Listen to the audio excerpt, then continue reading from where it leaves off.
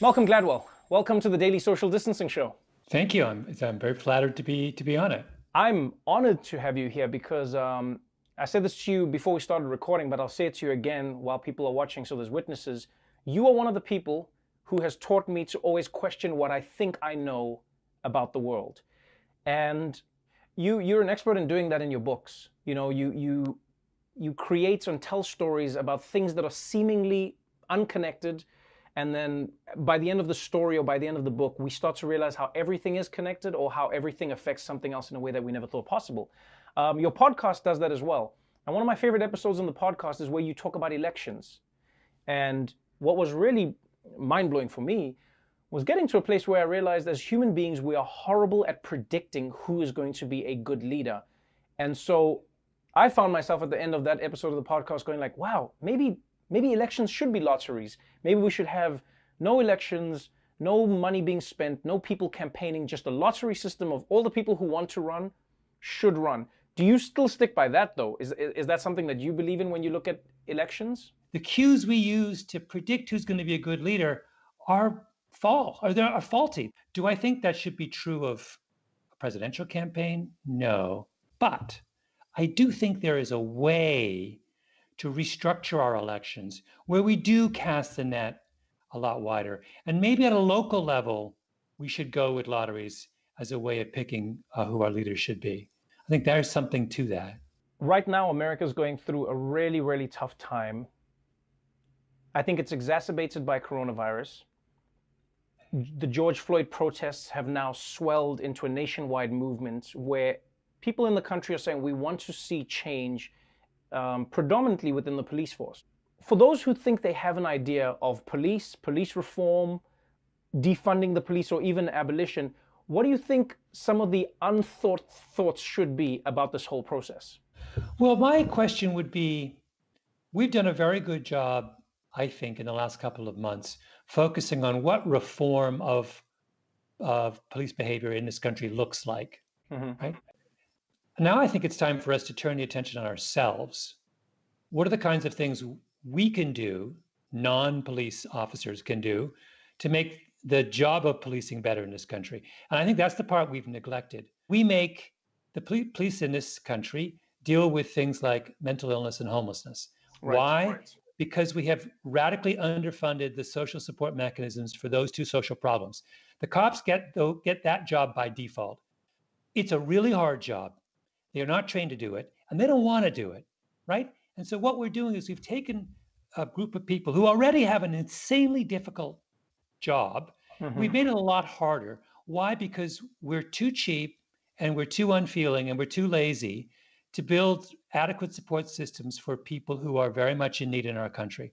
So there's a case where I think stage two is time for people like me and you and all of us to stand up and say, okay, I am willing to support greater funding for homeless services, for the mentally ill, in order to improve the quality of policing in this country, among other reasons, right?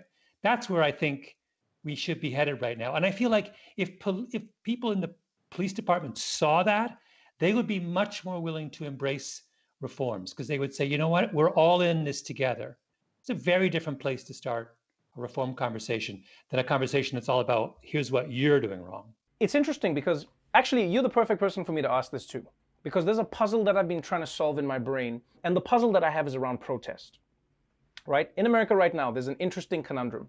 People go, what is the correct way to protest? And although I'm distilling it down, there seems to be two schools of thought. Protest should be something that doesn't, disrupt the status quo, doesn't like break anything, doesn't, put anybody out of their way. Another school of thought is no, the very definition of protest is that it is meant to make society itself uncomfortable and, not be able to live its life as if everything is normal. And I think to myself, protest in many ways is defined by your standing in life.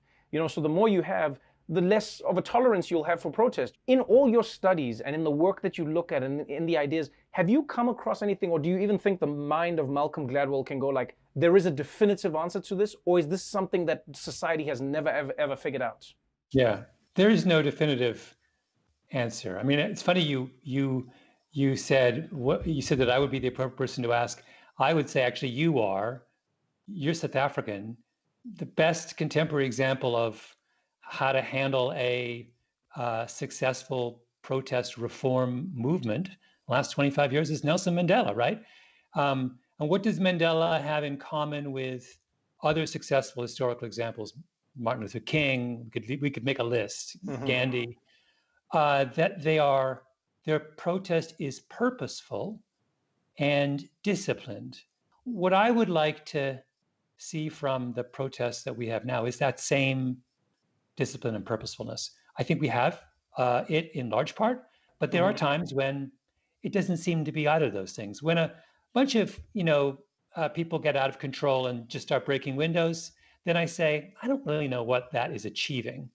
When I see people, those kinds of protests that were in New York or in major cities where tens of thousands of people would march purposefully and peacefully with one voice, demonstrating to the world that this is not some minor niche group in society that's upset. This is everyone. That, to my mind, I had a number of people who study police reform very closely to say to me that had tremendous impact in moving and getting people like Congress to take police reform seriously. So that's one side of my brain.